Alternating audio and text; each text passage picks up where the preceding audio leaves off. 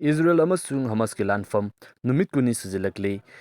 United Nations da US ki maikaidagi Israel ki damakta pukhalakhiba proposal Russia amasung China punduna veto power sijinaraba matungda block Toukhre.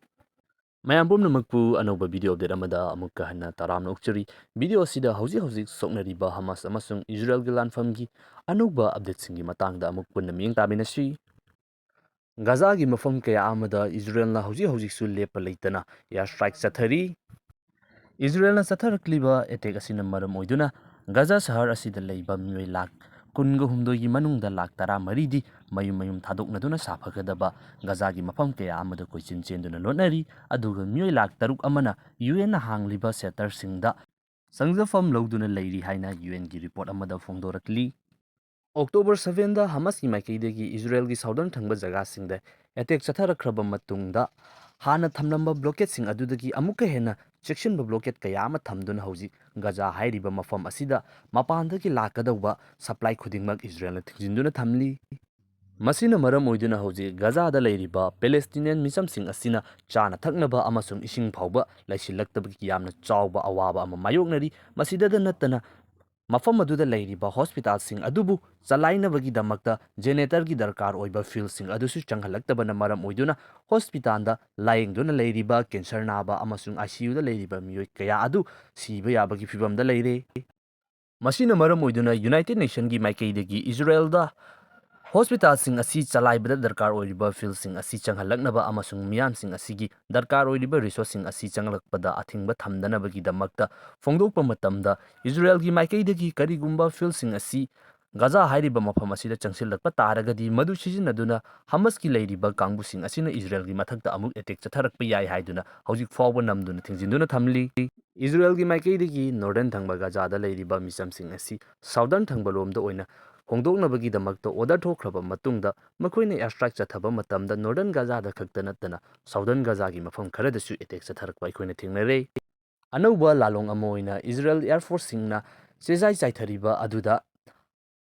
hostage singda karigumba kanaba yaba information sing Israel ki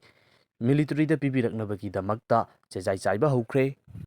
Nakal amaromda Turkish President Erdogan gi maikaidagi Palestinian group ama oiriba Hamas asi terrorist organization ama natte